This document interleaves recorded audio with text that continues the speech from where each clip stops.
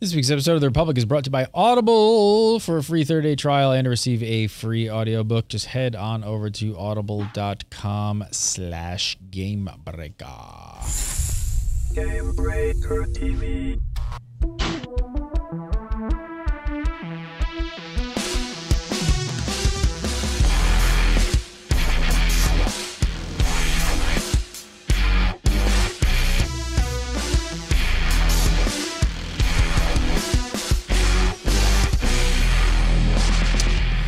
Hey, what's up, everybody? Welcome to The Republic, episode 184 for June 8th, 2014. I'm Gary again. You're watching Gamebreaker TV. Joining me this week, Mr. Larry Everett, as usual. How are you, sir? I'm doing good. Good. I'm all coffeeed up. I'm ready to go. Yes, I could use some more caffeine. I've had some, but I need some more. Laura Williams is off this week. We're recording on an odd day. It's a Sunday, so schedules have been a little bit crazy. So she'll be back probably next week, which we'll be doing like Saturday or Sunday. Not sure yet. Next week. But we've got lots to chat about. We do. Quite a bit. Week off. Life. How's the weather? It's moving rainy. soon. Oh, is it? You're moving soon, right? Fairly soon, yeah. Next couple months, I should be moving to the West Coast. To Seattle. The best coast.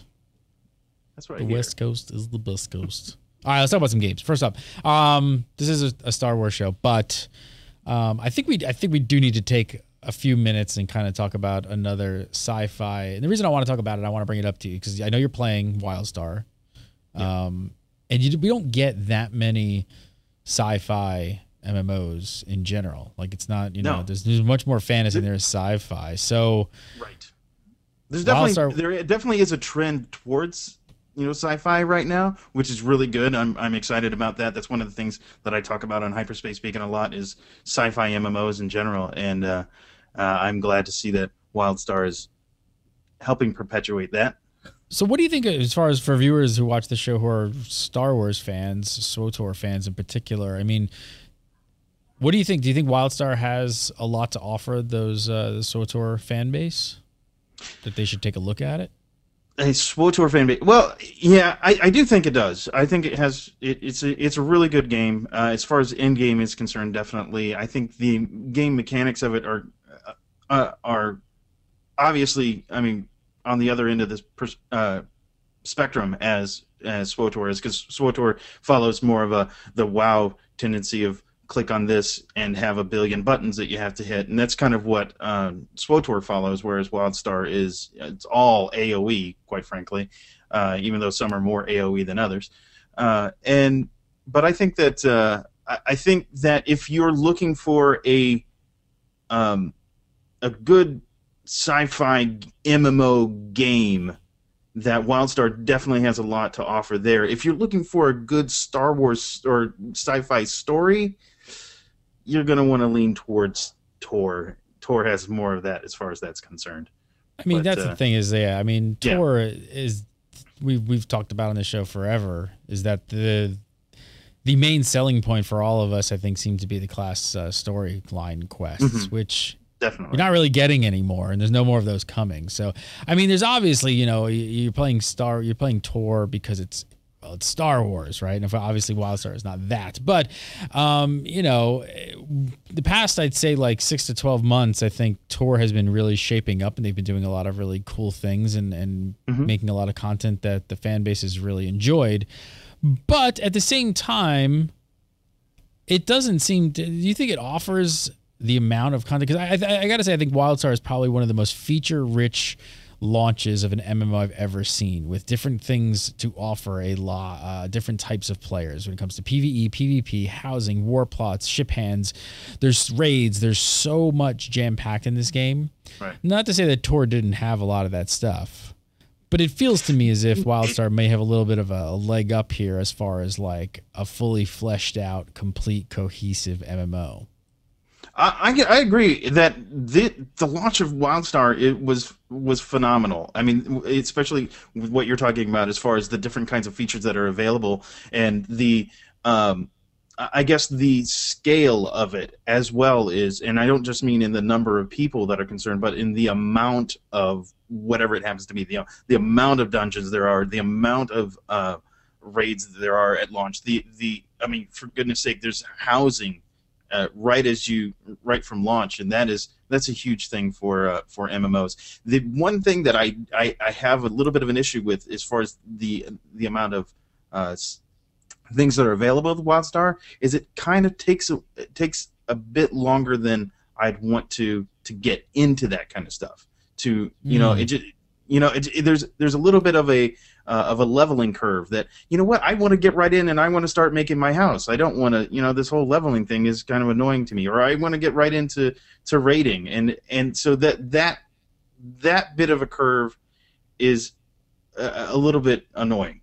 It's not totally turning me off of it. Not a deal breaker, but it is definitely a little bit of a hindrance to me. Now, what do you think? I mean, do you think most of the player base of TOR right now is really there because of that it's Star Wars? I mean, look at you. You've got like you are a Star Wars fanboy. There's no doubt about it. You can tell by the background. Can WildStar even scratch your itch, like to actually make you even consider possibly like making it your main game? I can tell. Well, what I'm going to do for WildStar, I can tell, at least initially, and if something else turns me onto it, then I'll just do more. But as of right now, the thing that really excites me about WildStar is rating. I think that, I mean, the point and click rating that you get, WoW owns that. That is, the billion buttons, you point on this, you click the certain combination.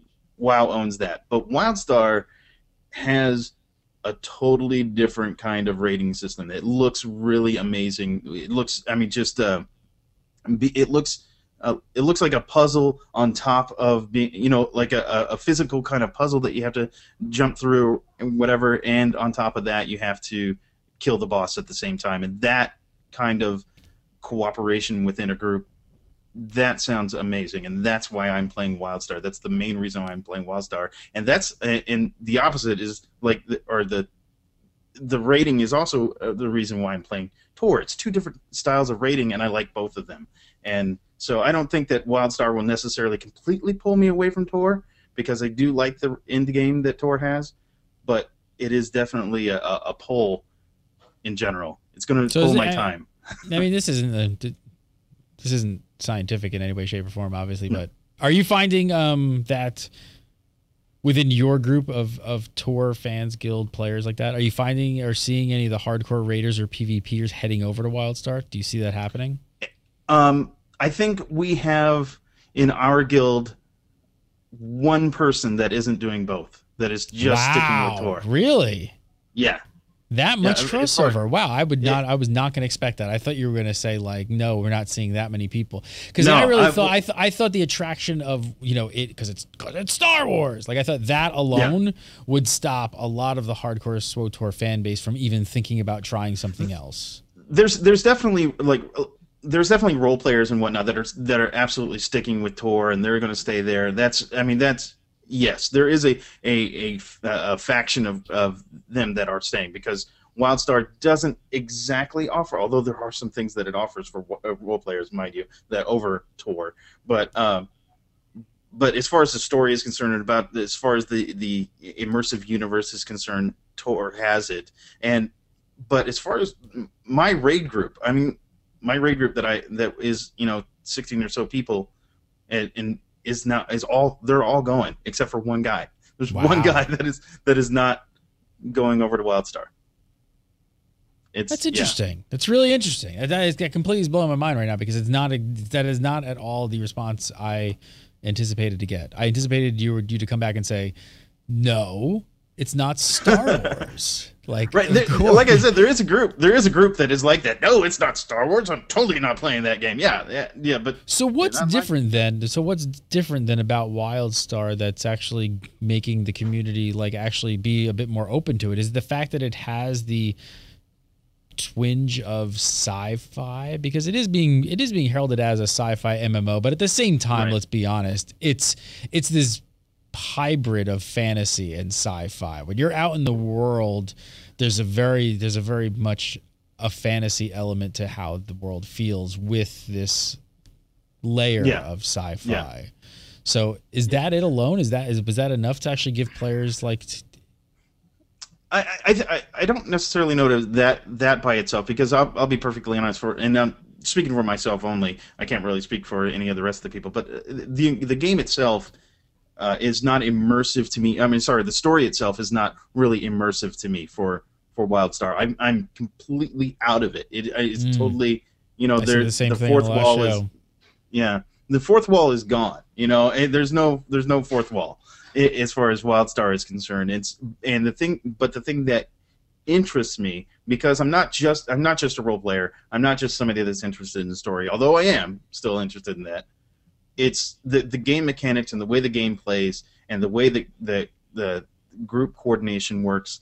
That I'm also a social gamer as well, and that is very interesting to me and very sticky to me. And I think that honestly is the big push of why I see a whole bunch of my guild switching over to WildStar, because the game mechanics and the group mechanics are great, interesting, and kind of fresh and new. Really, I don't know. I mean, there's other action oriented games that are out there, but I don't think any of them have that level of coordination and that level of group mechanics. So something we don't get to talk about on UDSP or WildStar show at all, because no one really is. I'm curious. You are in the RP community. You like to do the RP thing. I mean, could you see? Are you going to do the same in WildStar and join with that sort of community? And do you see that working in that world, and how, since you are a little bit more disconnected with the story and things like that, but obviously, I mean, what we hear is that that story really starts to come out, in like mid-30s and things like that. You really start to understand that stuff. I mean, can you see those roles kind of start taking shape the more you play it and actually be a part of that community, or you think you're going to play it more casually and leave the RP kind of thing out of it?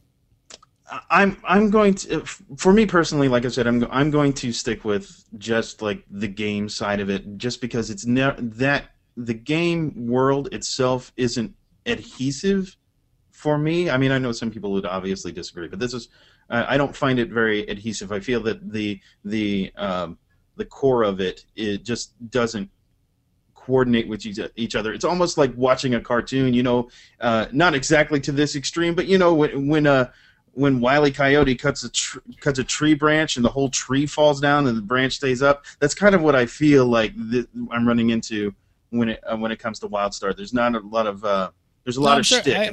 I get it. I'm not an RPer, but I'm getting I have the same thing, because we all get attracted to different things. Like, I'm much more attracted to Elder Scrolls than I am WildStar. Aesthetically, the world, I like the sort of a little bit more realistic, high fantasy, like not less cartoony sort of feel. So I can totally understand that.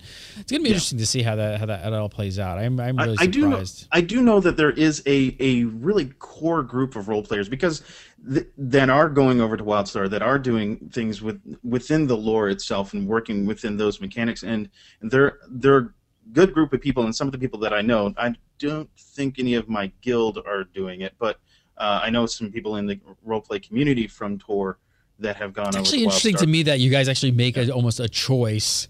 I'm fascinated by the RP thing. So I actually think it's like fascinating that like your players have actually made a choice in one game to be that type of player, and then in another game you just go, oh yeah, we're just not doing that. No, we're not doing that in this game. We're just gonna do this. That's kind of interesting and bizarre. Well, we're all I think the core. My guild is different from what I would consider the regular roleplay guild. We are more roleplay friendly. We accept role players, and we're all, well, not all of us are role players, but there's a good chunk of us that are role players, and we've been role players for years and whatnot. And it's just we are gamers as well. We like games. We don't just play games to role play. And there are groups out there that just play MMOs and whatnot to role play. We're not exactly that guild, which is one of the things that attracted me to the guild that I'm in, is because they're gamers and role players. They're both at the same time. Imagine that. And we can all get along. Imagine that. We can all get along and actually play. So let's talk about this for a second, because obviously here's the big thing, right? Two more big differentiators between the titles. One's free to play. One's got a subscription. A lot of people thought it was going to be crazy that WildStar would come out with a subscription-based game in this day and age, when free to play seems to be dominating. But I don't know. Like, so how do you feel as a player right now, where one, you're playing for, well, you're a you're a subscriber anyway. But but you can kind of grasp what it feels like to be a free player. I did a study on the free player. And at the same time, paying for WildStar. So how do the two compare in that sort of realm? I think for me, I'm going to be paying for both of them at the same time, which is a little, I mean, it's $30. But it's as long as they both live up to their continued content that they're putting out. I have to admit that on one side, I am a little bit concerned about TOR in general, because there's is it going to be worth it, the amount of content that they're putting out, because they're at a slower cadence this year than they were last year, and I'm not sure that it's going to put out enough content fast enough. Whereas WildStar, as long as they are able to adhere to what they said that they're going to do, put out, what is it, 28-day cycle or something along that line, absolutely. I think that's worth it, and I know that it's going to take a little while to get through the raids. It's going to take, because I'm paying to play raids in WildStar is what I'm doing, and to be honest, I'm kind of paying to play raids in TOR as well, and I think it's interesting, and I hope BioWare is really paying attention, because I really, really, really am surprised that. I mean, you were a longtime Star Wars Galaxies player. You played it long after most people played it. You stayed in there because of the community and because it was Star Wars. But what I hear from you, what I hear is that this title, I didn't hear this from you about Elder Scrolls. I didn't hear this like from other games that have come out. But Carbine have actually swayed you and everyone but one person in your guild to give this game a shot, which I hope BioWare is really listening to that, because that I'd be a little bit scared. I'd be a little bit scared because I'm truly surprised that the Star Wars, I know right now for a lot of players, they're probably saying like, no, there's no way I'm not going to leave SWTOR. I'll always stay there just because it's Star Wars. But who knows, 2-3 months from now, if WildStar keeps doing the right thing and BioWare doesn't really fully deliver, there could possibly be a lot of people paying attention. You're absolutely right. You didn't see this at my guild in particular. I know my guild doesn't necessarily reflection of everybody, but my guild, Elder Scrolls came out, and there was like 4 of us playing, and whereas with WildStar, all but one, switched over. And even that, now, to be fair though, even that one, I think he got a free copy from a friend, and he's playing. He's playing it, so he's gonna get the code. And then if he jumps in there and you guys all have fun, he's gonna be playing it. Wow, interesting. So there is like 1 or 2 people that don't play WildStar in my guild, but the whole raid group, and I'm talking the 16 or so people that are in our raid group, they all went over. There is a couple of people that are stragglers that aren't part of the raid group that are still in TOR, but everybody in the raid group has played WildStar. And only one of them said that they're not going to raid in WildStar. Interesting stuff, BioWare. I'd be paying attention. I would be paying attention. Absolutely. They should be. I want to talk about 2.8 and how that might tie into all this. Really quickly, I want to take a second and talk about our sponsor, Audible. If you guys have not checked out Audible, I want to hook you up with a free 30-day trial and a free book just by going to the URL on your screen. That is audible.com/gamebreaker. Go there, type it in, go to audible.com/gamebreaker, sign up, make a brand new account, and you are going to get a free audiobook just by going there. And, well, it's a Star Wars show, so, we're going to talk about some Star Wars. So if you guys have not checked out the SWTOR book, Deceived, let me play a little bit for you. South for warmer air, and paid him no heed as he flew over and past them, their dull black eyes blinking against the snow and ice. He pulled back on the ion engines and slowed still further. A yawn forced itself past his teeth. He sat up straight and tried to blink away the fatigue, but it was as stubborn as an angry bantha. He'd given the ship to the autopilot and dozed during the hyperspace run from Volta, but that was all the rack he'd had in the last 2 standard days. It was catching up to him. He scratched at the stubble of his beard, rubbed the back of his neck, and plugged the drop coordinates into the Navicomp. The comp linked with one of Ord Mantell's unsecured geosync sats. I need a Navicomp. I don't know what it is, but I need one. displayed it on the Check it out. It's book 2 in the series, Star Wars: The Old Republic, that is Deceived. Highly, highly, highly recommended, and it can be yours absolutely free just by going to audible.com/gamebreaker and trying out Audible for 30 days. And don't forget, peeps, trying out Audible directly supports this channel, Gamebreaker, and keeps this show and all the other stuff going. They keep the lights on, people, so if you guys have not checked it out, please support Audible by going to that URL. You are directly supporting Gamebreaker as well. So audible.com/Gamebreaker. Try it out. I've been a subscriber to Audible for, God, it's got to be at least 6 years now, long before they were ever even sponsors. So really happy to have Audible on as sponsors for Gamebreaker TV. Let's talk about 2.8. So we got this WildStar stuff. We got all this crazy hype. Yep. You got 2.8 coming out. I don't know. Do you think BioWare possibly have anything up their sleeve to kind of counter some of this little bit of hype? I mean, World of Warcraft came and kind of disrupted WildStar's launch a little bit. Do you think BioWare could do something and try and disrupt this, or just no chance? What they have on their plate right now, I don't think is going to disrupt what WildStar is doing. In fact, I'm kind of supportive of what they're doing. They're kind of like, okay, well, you guys that are still playing, we'll give you something to do. Here it is, but in a month or so, we're going to have something better. In August, actually, we're going to have something better. So, yeah, I think I'm kind of supportive of that. I don't think I don't think that they're going to keep people in Tor, or I don't think they're going to keep people from playing WildStar by offering something really cool in Tor. What they are offering is really cool, is neat in the sense that it's casual, and it is Nar Shaddaa, which is really awesome. There's casino stuff, and it's kind of a preemptive thing to what some of the stuff that's coming up later. So I think that. I think they're doing the right thing. They're keeping updates coming, so people that are playing have something to do, have changes that are happening. Specifically, I'm really happy about the Marauder changes that are coming up in 2.8. But it's not over extravagant. They're not spending a whole lot of money and time putting into something that is just going to ultimately not work because WildStar came out. So I think that they're doing the right thing.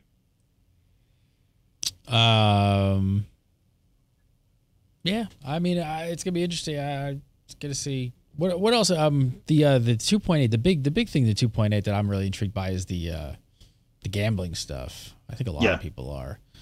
That's really the stuff I think. It's nice. It's kind of a change to get you back into Nar Shaddaa, which is one of the nicest looking planets. It's my favorite planet, honestly. But I'm a little biased because I like the whole smuggler hut kind of atmosphere. So that's my bias that's reading into there.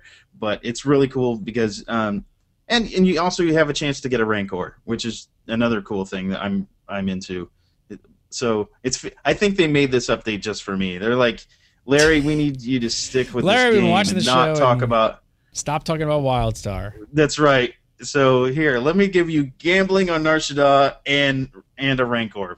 There, now talk. I think that's what they did. It's totally for me. I'll talk about it one last time because we talked about it for the past 15 minutes. If you guys haven't checked it out and you want to check out WildStar, don't pay full price. So you should check out our deals page on Gamebreaker. But if you go to gboffer.com/WildStar, we have it for 20% off both the regular and the deluxe edition. So just definitely don't pay full price because that's like some real money off. I do want to mention, since we're talking about 2.8, the Marauder changes that are coming in 2.8. They're small changes that are kind of quality of life, and it looks like that I'm going to actually be able to do as much DPS as a Carnage spec Annihilation, or excuse me, Carnage spec Marauder, and I will let you guys know because we're going to do some raids. We're doing a raid on Wednesday, we're doing a raid on Sunday, and I will let you know if I'm able to parse as good as a Carnage spec Marauder. I hope so. We'll see. Only the data. I haven't been able to try it. The data will tell. The data will tell. All right, let's go over the what do we get this week? We got the Sage class. We've been going over the class rep Q&A. We got the Sage this week. Not quite 1,300 words this time around, like last one. But it's the first summed up question is actually 4 questions, which was pretty impressive. So, all right, let's talk about the first question here. So, are the developers satisfied with the Sage survivability and PvE operations? That's one question. Are they? Yes. To be fair, they are. Yeah, and they are. That's to sum it up. It's really funny. The whole questions, every one of them, they're like, yeah, I think you guys are doing great in this area, and we're not really going to do anything. And yeah, I think you're doing great in this area over here too. So we're not going to do anything. And what's really funny is that the last question, because the Sage and the Sorcerer are doing so well, is an animation question, which blew my mind. All right, let's take good. Let's take number 2, because they basically said yes to number 1. Yeah, pretty much. Number 2, the second question was pretty much, what is your philosophy, BioWare's philosophy, towards the Sage class and its defenses? That's pretty much number 2. How'd they respond to that one? So one of the things that they're kind of falling short on, and they actually threw this out to the Sage players, and this actually is out of all of them, this is probably the most legitimate question that's out there, is that the defenses in PvP are a little bit shy, but the thing is they don't want to do the same thing that they don't want to make it completely different than what you do in PvE. They kind of want to make the Sorcerer play very similar in PvP as they do in PvE, and one of the and they were actually threw this out to the audience, asking, or the players asking, how would you want to go about changing it? And one of the things that one of the changes that they asked was about consume, was about how it'll take part of the health away to restore some force, and they had one of the considerations is that it doesn't cost any health to do that, and I'm not sure exactly, because it was phrased really funny, because now part of what the set bonus is currently in the PvP set, the 4-piece set bonus for healer, is that you gain about, what is it, up to 6%, I think is the number. I don't have it right I had it in front of me before. Now I don't have it anymore. But you'll gain some health back. It's 3% over 6 seconds. There you go. 3% over 6 seconds. You'll gain some health back as you use consume. But what I think what they want to do is add a set bonus that allows you to consume without costing any health. And what I'm really wondering about is why can't you just build that in, just replace what you currently have without having any cost to consume? That's the thing that really was kind of, they asked, well, what do you? Yeah, they asked the player. They asked the players, what do you want to do? What would you rather replace? I'm like, well, it's quite obvious. Replace this one right here, the one that's not working. Replace that with one that would work. I mean, that's just me. Maybe I'm wrong. It could be. All right, next up. Are there any plans to improve the class's current survival tools? That was number 3. Yeah. How did they respond? Oh, that was kind of built into the, that was kind of mixed question. Into the last one. And then the fourth one basically will BioWare move abilities like Force Armor and Force Mend off the global cooldown when self-cast. So, and pretty much it was that no. Yeah. So, Force Mend is consume. That's the yeah. It was kind of funny though. Overall, it seemed like over the course of all these questions, BioWare basically came back and asked for feedback, asking questions back to the community for responses. Which I can't say is a bad way to do it. I mean, maybe there's multiple options here, different things that they could do, and they want to really see what the player base, how they want them to react to it. I think that this is very interesting and I'm going to jump ahead and jump around a little bit in the questions here, but one of the things that is kind of pointed out is that how do you actually have this conversation? Because you ask the representatives ask the devs all these questions, which quite frankly are a little bit shy in some points, because I think part of it is because they feel that they have to ask 3 completely different questions, and when there's actually just maybe there's one area that this particular class needs to focus on, and although the Tenebris in the chat room is saying that Sorks are too squishy for Nightmare rating, but definitely in PvP, as far as the Sorks and Sages are concerned, that is one of their hardest points right now. They're really kind of squishy. They go down really quickly. They don't get a lot of healing off, or at least not comparative to some of the other classes, especially like the Operative. They definitely don't do as much healing as the Operative, and they're definitely squishier than them. And it would have been really nice to be able to have the representatives have a conversation with the dev.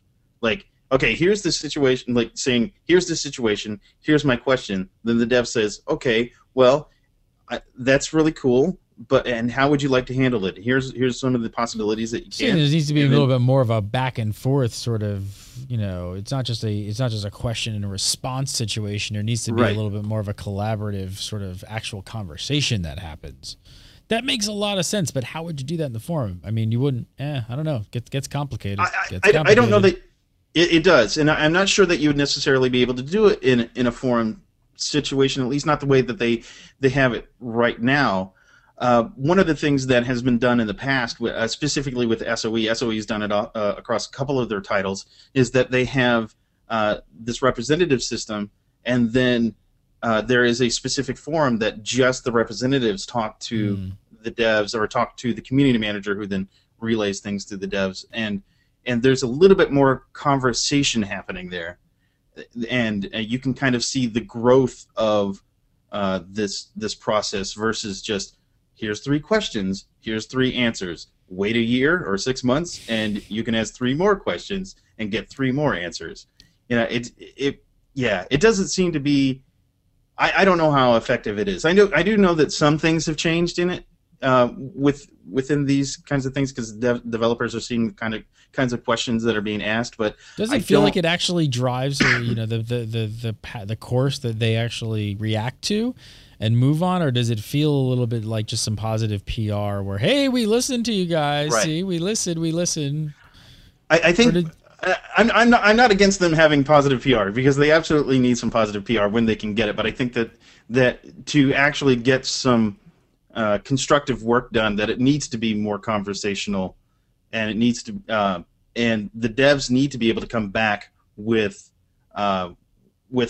statistics and say, okay, here's our statistics, give me your statistics, which and on top of giving me your statistics, give me how you feel about it. And so those are the kinds of conversations that need to happen that aren't quite happening right now, because it has to be almost like an information dump, and then a question following that information dump, because they have like this one shot to do it. This is my one shot to make this question happen, and so they have to. I don't think it's probably not the most effective way to do it. I know CCP has something similar to this, where they have sort of like representatives, and I think what they do is they actually fly them out to Iceland every year, and they meet up at the Fan Fest and things like that. And they kind of sit down at a round table for not just 10 minutes or an hour. I think they really sit down and kind of hash out a lot of things. So maybe there's an option to that. We'll see. All right, let's move on and talk about some more of these questions. The next question was on the PvP front. The question was, any changes to Seer spec to reduce the reliance on casting abilities, or to improve force management in a way that is not detrimental to survival? So what did BioWare have to say there? Right. They again, this is the biggest question that was the issue, and that's kind of going back to consume such enforcement, and I do think this is the thing that I think needs to, and I agree with this question asking about the pushback and that sort of thing on the casting abilities, because it's hard almost when every single one of your abilities is a cast. It's really hard to get them off in PvP. It's really hard to to get to that full cast part. Now there are certain things you could do, like increasing alacrity, and there's abilities that will reduce pushback and whatnot. But I don't think it's quite enough as of right now, because everything that I'm hearing from the PvP front is that if you're going to have a group of PvPers getting together, a Sork isn't necessarily, or a Sage isn't necessarily somebody that you want to have in your group. And that's not something that you, as somebody, you know, a healer, especially somebody that's used to like WoW healing and those kinds of healing, which a Sork healer is very similar to blanking. I'm totally blanking on the name now. Blanking. It's really similar to a WoW healer, a caster healer. Then you want to have that within your PvP group. You want to have somebody that's able to do that, and right now it's just not as viable. I'm not saying it's completely you can't PvP as a Sork, but there are other classes that do it quite a bit better than you. Third question basically asked BioWare if they would let sages use their lightsabers a bit more, and BioWare basically said no. So nope. Yeah, I find this is one priest. There we go. That was what I was looking for. That was the word I was looking for earlier.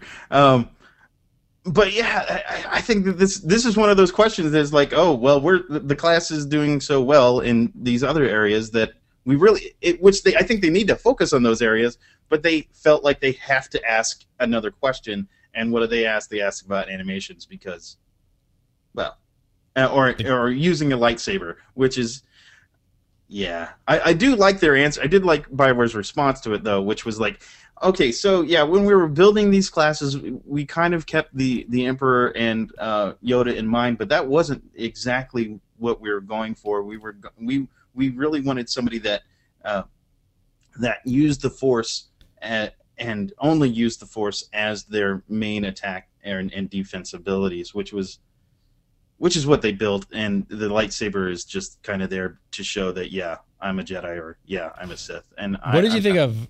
What did you think of the last? There's also a suggestion by the class rep that was kind of hilarious, suggesting that BioWare actually sell alternate animations in the cartel market. What'd you think of that? Don't give them any ideas. I'm sure they thought of it. Oh my God, we don't. Oh my gosh, yeah, I think that that's interesting, but oh my gosh, I mean, I would rather see something like that. Just kind of be maybe.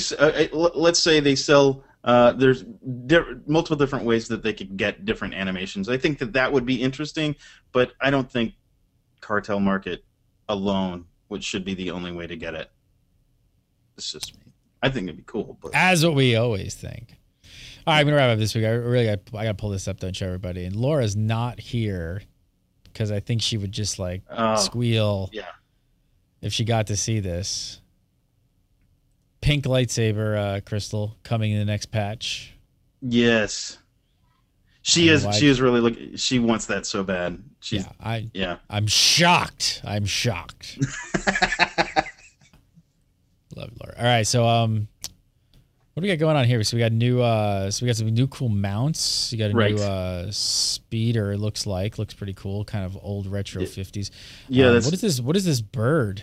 That's like a giant orakeet that you can ride, which is. Animal mounts in this game really get me. The only one that I'm kind of looking forward to is the Rancor. But there you go. If you like to ride birds, there's your Rancor. There he is. I'm looking forward to that one. There you go. But I'm sure Laura is watching this somewhere and is very happy about the pink lightsaber. Absolutely. She was ecstatic about it in Mumble whenever it was announced, and yeah, it's coming. Like, oh, I gotta have that. Larry Ever, follow him on the Twitter at Shadow SHADDOE, and right here on the Republic, which I have no idea when we're doing live anymore because we just do it when we can. So about another month, peeps. About another month of just like unorganized like craziness on schedule. So we're doing the show like today's a Sunday. probably next Sunday. I think we're going to try and shoot for Sundays if it works for everybody right now for the next couple of weeks. So next month we'll be probably back to somewhat normal or moving the schedule around. But follow Larry at Shadow, SHADDOE, and make sure to go to the hyperspacebeacon.com for all his Star Wars coverage over there. You can follow me at Gary Gannon, follow Gamebreaker TV, Gamebreaker TV. Check our deals page. Lots of good deals, gamebreaker.tv/deals. A lot of good games up there, peeps, so check them out. And there's been some crazy, really cheap deals lately. Dishonored for like, oh God, almost free practically. Anyway, have a great week. We'll see you next week for Smart Republic.